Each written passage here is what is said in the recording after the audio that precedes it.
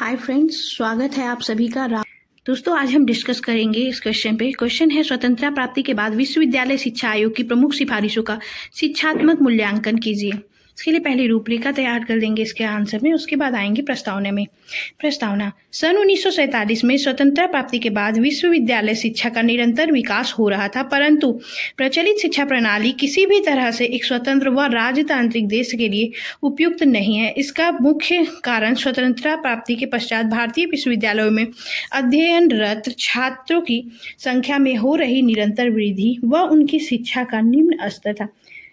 अतः भारतीय जनता उच्च शिक्षा के स्तर से असंतुष्ट थे, क्योंकि यह शिक्षा देश की तत्कालीन आवश्यकताओं को पूरा करने में भी असफल थी। इसका एकमात्र उद्देश्य छात्रों द्वारा परीक्षाएं उत्तीर्ण करके उपलब्धियां प्राप्त करना रह गया था। अतः इसके निवारण के लिए IUBE inter university board of education तथा ABE central advisory board of education ने भारत सरकार के समक्ष एक अखिल भारतीय विश्वविद्यालय शिक्षा आयोग नियुक्ति करने का प्रस्ताव प्रस्तुत किया। सरकार ने इस प्रस्ताव को मान्यता प्रदान करके 4 नवंबर 1948 ईस्वी को विश्वविद्यालय शिक्षा आयोग की नियुक्ति की, जिसके अध्यक्ष डॉक्टर सर्वपल्ली राधाकृष्णन थे तथा सचिव श्री निर्मला कुमार सिद्धांत थे। English and dean faculty of arts Lucknow विश्वविद्यालय से संबंधित थे। इस आयोग ने 25 अगस्त 1949 को अपनी रिपोर्ट भारत सरकार को सौंप दी। डॉक्टर राधाकृष्णन इस आयोग के अध्यक्ष थे, इसलिए इसे राधाकृष्ण आयोग के नाम से भी जाना जाता है। यह स्वतंत्र भारत का पहला शिक्षा आयोग था। आयोग की नियुक्ति के उद्देश्य क्या थे, उसकी बात करेंगे। तो चलिए डिस्कस करते हैं। आयोग की नियुक्ति का उद्देश्य स्वयं आयोग के शब्दों में भारतीय विश्वविद्यालयों के संबंध में रिपोर्ट प्रस्तुत करना तथा देश की तात्कालिक एवं भावी आवश्यकताओं के अनुरूप उपयुक्त उच्च शिक्षा के निर्माण एवं विस्तार के संबंध में सुझाव देना था।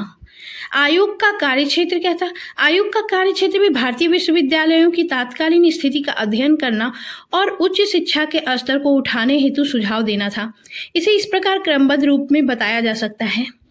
भारत में विश्वविद्यालय शिक्षा तथा शोधकर्ता के उद्देश्यों का निर्धारण करना, विश्वविद्यालय के संगठन, प्रशासन, कार्यक्षेत्र, वित्तीय साधन, शिक्षण के स्तर, परीक्षा, पाठ्यक्रम, शिक्षा का माध्यम, नैतिक तथा धार्मिक शिक्षण आदि में सुधार के लिए सुझाव देना, विद्यार्थियों के अनुसार संशिक्षणीय कार्य तथा छात्रावास आदि के विषय में सुझाव देना, शिक्षकों की वेतनमान, योग्यता, सेवा की दशाओं, सुविधाओं, कार्यों आदि के विषय में सुझाव देना, केंद्रीय विश्वविद्यालयों तथा अन्य अखिल भारतीय शिक्षण संस्थानों की प्रमुख समस्याओं पर विचार करके सुझाव देना, विश्वविद्यालय शिक्षा से संबंधित अन्य महत्वपूर्ण विषय पर विचार करना और उनके संबंध में सुझाव देना, छात्रों में अनुशासन, छात्रावासों, उपकक्षा कार्यों आदि का समायोजन करना, छात्रों में फैली अनुशासनहीनता को दूर करने के उपाय खोजना। विश्वविद्यालय शिक्षा आयोग की प्रमुख सिफारिशें। उसमें फर्स्ट है विश्वविद्यालय शिक्षा के उद्देश्य। आयोग भारतीय आदर्श, न्याय, स्वतंत्रता, समानता तथा बंधुत्व के सिद्धांतों को ध्यान में रख के निम्न उद्देश्य निर्धारित किए गए हैं।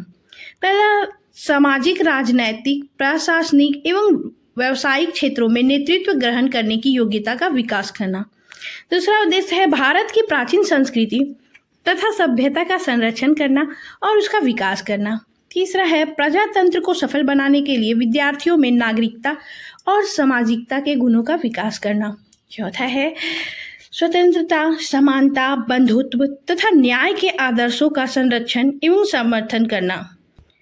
जीवन तथा ज्ञान की विभिन्न शाखाओं में समन्वय स्थापित करना। विद्यार्थियों के मानसिक और शारीरिक विकास के साथ साथ उनका आध्यात्मिक विकास करना। भारत के प्राचीन आदर्श वसुधैव कुटुंबकम के अनुसार विद्यार्थियों में विश्व बंधुत्व की भावना का विकास करना। इसके अंतर्गत शिक्षक वर्ग, तो सेकेंड नंबर में है शिक्षक वर्ग। आयोग ने शिक्षकों को महत्व पर बल देते हुए कहा कि शिक्षा के क्षेत्र में शिक्षकों का महत्वपूर्ण स्थान है। शिक्षा व्यवस्था की सफलता उनकी शैक्षिक योग्यता और चारित्रिक श्रेष्ठता पर निर्भर करती है। आयोग ने अनुभव किया कि शिक्षकों की वर्तमान स्थिति अच्छी नहीं है। शिक्षकों की इस स्थिति के कारण शिक्षा का स्तर गिरता जा रहा है। इन कमियों को दूर करने के लिए आयोग ने निम्नलिखित सुझाव दिए। उसमें फर्स्ट है, शिक्षकों को अच्छा वेतन दिया जाए, जिसे आयोग ने श्रेणीवार बांटने की सिफारिशें की। सेकंड, शिक्षकों को की पदोन्नति योग्यता के आधार पर। शिक्षकों को भविष्य निधि की उत्तम व्यवस्था, शिक्षकों के निवास की व्यवस्था, शिक्षकों की सेवानिवृत्ति की आयु 60 वर्ष और स्वास्थ्य उत्तम होने पर 64 वर्ष की आयु तक कार्य करने का अवसर। थर्ड है अध्यापन स्तर। विश्वविद्यालयों में अध्यापन स्तर को ऊंचा उठाने के लिए आयोग ने निम्नलिखित सुझाव दिए। विद्यालयों में इंटर पास विद्यार्थियों को ही प्रवेश दिया जाए। अच्छे स्तर के इंटरमीडिएट कॉलेज खोले जाएं, जिनमें योग्य तथा कुशल अध्यापक नियुक्त किए जाएं। हाई स्कूल तथा इंटर उत्तीर्ण विद्यार्थियों के लिए पर्याप्त संख्या में व्यावसायिक और टेक्निकल संस्थाएं स्थापित की जाए, जिससे विश्वविद्यालय में केवल योग्य और प्रतिभाशाली विद्यार्थियों को ही प्रवेश ले सके। विश्वविद्यालयों में विद्यार्थियों की संख्या 3000 से अधिक और संबद्ध कॉलेज में 1500 से अधिक ना हो। विद्यार्थियों को 40% पर तृतीय, 55% पर द्वितीय तथा 70% पर प्रथम श्रेणी दी जाए। इसके अतिरिक्त ट्यूटोरियल कार्य, स्नातकोत्तर विचार गोष्ठियों, पुस्तकालयों तथा प्रयोगशालाओं की व्यवस्था एवं अभिनव पाठ्यक्रम की व्यवस्था के संबंध में सिफारिशें की। फोर्थ है पाठ्यक्रम। कमीशन ने पाठ्यक्रम के संबंध में अग्रलिखित सुझाव दिए। बीए की उपाधि प्राप्त करने की अवधि 3 वर्ष की होनी चाहिए तथा स्नातकोत्तर उपाधि ऑनर्स कोर्स के लिए 1 वर्ष बाद प्रदान की जानी चाहिए। बीए की परीक्षा में 4 विषयों का निर्धारण होना चाहिए, जिसमें एक प्रांतीय भाषा अवश्य हो। विश्वविद्यालय और माध्यमिक कक्षाओं में सामान्य ज्ञान का शिक्षण आवश्यक माना जाए। पाठ्यक्रम विस्तृत और लचीला होना चाहिए, जिससे विद्यार्थी अपनी रुचि के अनुसार विषयों का चुनाव कर सके। फिफ्थ, स्नातकोत्तर परीक्षण तथा शोध। आयोग ने विश्वविद्यालय में उच्चतम शिक्षा और शोध कार्य की समुचित व्यवस्था करने पर बल दिया और विकास के लिए आयोग ने निम्न सुझाव दिए। इसमें फर्स्ट है, सभी स्नातकोत्तर कक्षाओं में प्रवेश प्रदान करने के लिए नियम अखिल भारतीय स्तर पर निर्धारित किए गए। सेकंड, स्नातकोत्तर कक्षाओं में शिक्षण का संगठन, भाषण, गोष्ठियां, पुस्तकालय, अध्यापक, संशिक्षक कार्य व प्रयोगशाला कार्य पर आधारित होना चाहिए। थर्ड है, स्नातकोत्तर कक्षाओं के कार्यक्रम में अनुसंधान की विधियों का प्रशिक्षण भी सम्मिलित होना चाहिए। इस स्तर पर लिखित तथा मौखिक दोनों प्रकार की परीक्षाएं होनी चाहिए। शोध कार्य के विद्यार्थियों का निर्वाचन अखिल भारतीय स्तर पर होनी चाहिए। पीएचडी में शोध कार्य की अवधि कम से कम 2 वर्ष होनी चाहिए। 6 है, व्यावसायिक शिक्षा। भारत के लिए व्यावसायिक शिक्षा को आयोग ने अति महत्वपूर्ण माना तथा कृषि, वाणिज्य शिक्षा, व्यवसाय, इंजीनियरिंग एवं टेक्नोलॉजी, कानूनी तथा चिकित्सा के संबंध में उपयोगी सिफारिशें की। पहला, कृषि शिक्षा। कमीशन ने कृषि शिक्षा को प्राथमिक, माध्यमिक तथा सभी स्तरों पर समान महत्व देने, देश में कृषि शिक्षा प्रसार के लिए वर्तमान कृषि महाविद्यालयों को विकसित करने, नए कृषि महाविद्यालय खोलने के सुझाव दिए। वे है वाणिज्य शिक्षा। आयोग ने वाणिज्य शिक्षा प्राप्त करने वाले छात्रों के लिए सिफारिशें की कि उन्हें 3 या 4 प्रकार के फर्मों में व्यवहारिक ज्ञान दिया जाए।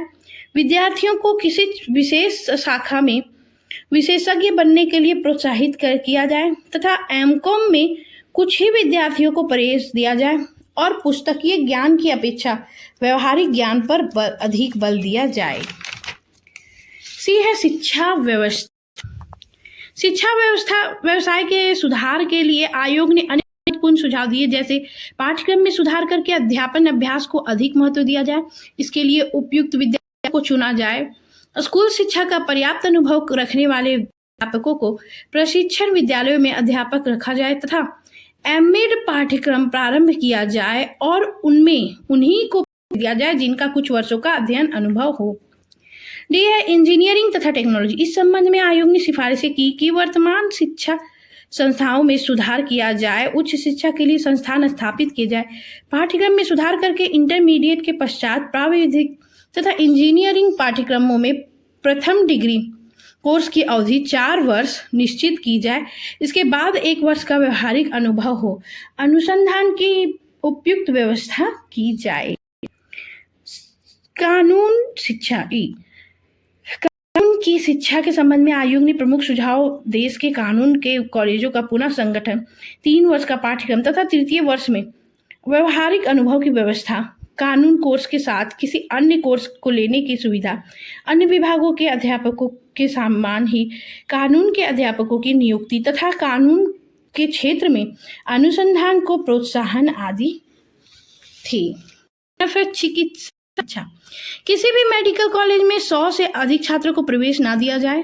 व्यवसाय में प्रवेश के पूर्व 1 वर्ष से 15 माह तक किसी चिकित्सालय में व्यवहारिक ज्ञान प्राप्त हो। सार्वजनिक स्वास्थ्य तथा नर्सिंग को विशेष महत्व दिया जाए। भारतीय चिकित्सा पद्धति को महत्व दिया जाए।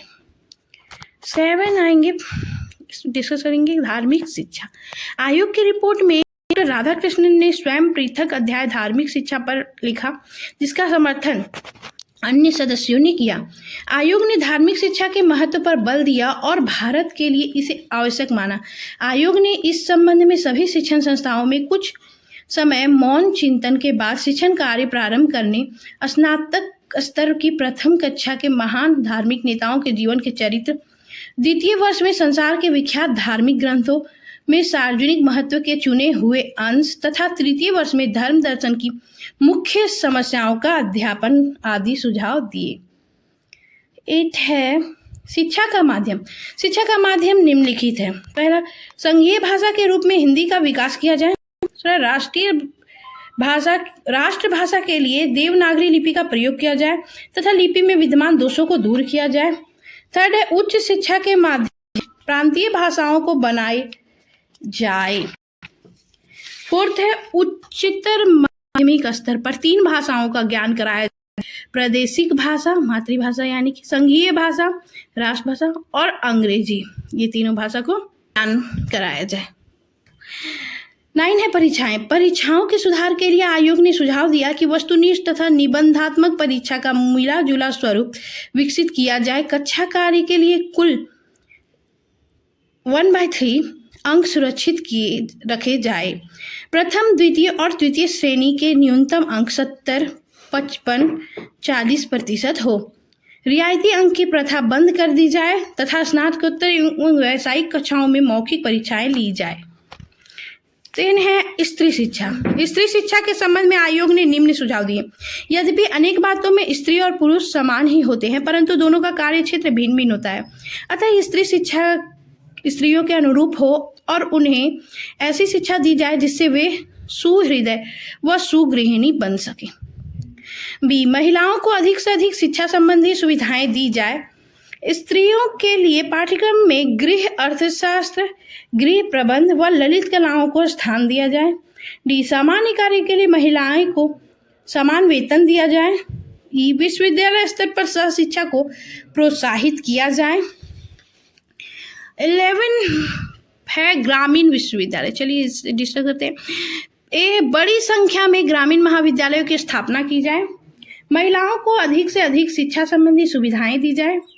स्त्रियों के लिए पाठ्यक्रम में गृह अर्थशास्त्र, गृह प्रबंध व ललित कलाओं को स्थान दिया जाए। डी, ग्रामीण महाविद्यालयों और ग्रामीण विश्वविद्यालयों की छात्र संख्या क्रमशः 300 तथा 2500 हो। ई, कॉलेजों में पुस्तकालय, प्रयोगशाला तथा क्रीड़ा स्थल की समुचित व्यवस्था हो। एफ, यहाँ अनुसंधान की व्यवस्था हो। इसके अतिरिक्त वित्तीय व्यवस्था, विश्वविद्यालय शिक्षा का संगठन तथा केंद्रीय विश्वविद्यालय शिक्षा के संबंध में अनेक सुझाव दिए। नेक्स्ट पॉइंट है आयोग की सिफारिशों का प्रभाव। जो आयोग की सिफारिशें हुई उनमें क्या क्या प्रभाव पड़े। 1950 ईस्वी में अधिकतर संस्तुतियां स्वीकार कर लिया गया, पर उस समय इसकी आधारभूत संस्तुति उच्च शिक्षा को समवर्ती सूची में रखने का सुझाव स्वीकार नहीं किया गया। इस सुझाव को सरकार ने सन 1976 में संपूर्ण शिक्षा को समवर्ती सूची के रूप में सम्मिलित करने के रूप में स्वीकार किया। आयोग की संस्तुतियों के परिणाम स्वरूप निम्नलिखित कार्य अविलंब शुरू किए गए। देश में तीव्र गति से विश्वविद्यालयों और कॉलेज की स्थापना की गई। सरकार ने सन 1953 में विश्वविद्यालय अनुदान संपत्ति समिति को विश्वविद्यालय अनुदान आयोग में बदल दिया और सन 1956 में एक कानून द्वारा इसे स्वायत्त संस्था का दर्जा प्रदान किया। थर्ड है, सरकार ने सन 1954 में ग्रामीण उच्च शिक्षा संबंधी रूरल हायर एजुकेशन कमेटी की स्थापना की और इसे ग्रामीण शिक्षा का उत्तरदायित्व सौंपा। 4 है, स्नातक पाठ्यक्रम को 3 वर्षीय कर दिया गया। 5 है, सन 1959 में राष्ट्रीय सेवा योजना नेशनल सर्विस स्कीम तथा 1963 में नेशनल कैडेट कोर एनसीसी प्रारंभ हुई। वेतनमानों में वृद्धि हुई। छात्र कल्याण सलाहकार बोर्डों की स्थापना की गई। इसके निष्कर्ष, उपयुक्त सिफारिशें और सुझावों का अध्ययन करने के बाद यह निष्कर्ष पर आते कि राधाकृष्णन कमीशन ने भारतीय उच्च शिक्षा के विकास हेतु उपयोगी सुझाव दिए, किंतु वास्तव में ये सुझाव यहाँ की शिक्षा को सम्मानित स्थान दिलाने में सफल नहीं रहे। इसी कारण आगे चलकर कोठारी कमीशन तथा नई शिक्षा नीति सन 1986 द्वारा उच्च शिक्षा के क्षेत्र में व्यापक परिवर्तन किए गए। तो दोस्तों आज के लिए इतना ही। अब हम मिलेंगे फिर नेक्स्ट डे एक नए क्वेश्चन के साथ। Thank you.